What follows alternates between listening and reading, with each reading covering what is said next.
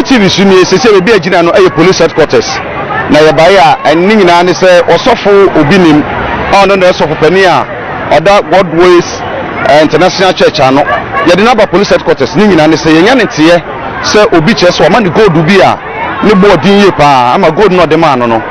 gold no wafa ama na ba logic complaint se kasai osofo obinim e police headquarters CID na ebe ebedu ha no na chita for ya sorma do no a ababo dompe wo ha enya sankoto akra de mo kan nyina ne se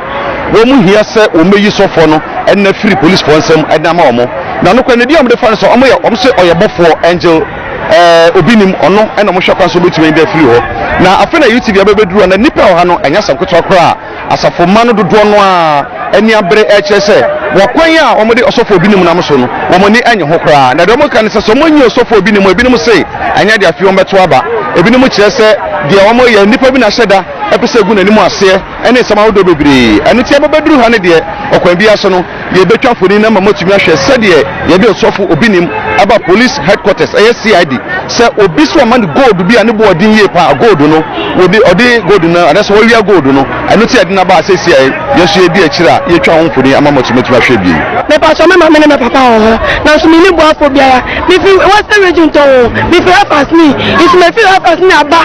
enkra ha me ni baby da engine wa rented that 24 million and the amount of run we see mu it doesn't na the engine obi aye bone no abu na mutimtima metimi ada and no the whole demand na dia say yeah that no bishop no vote so far again now charge ben ye abon na munim so far no provincial charges I think say the cases are becoming true back on the physical assault and violent back on the fraud no so and about headquarters into the aba be share na ya bo na watch on statement and then I don't really be sure say I don't really for the statement no we him is a huge person you can see all over about for he's a huge person has properties so police should get himself represent him na you to be sorry so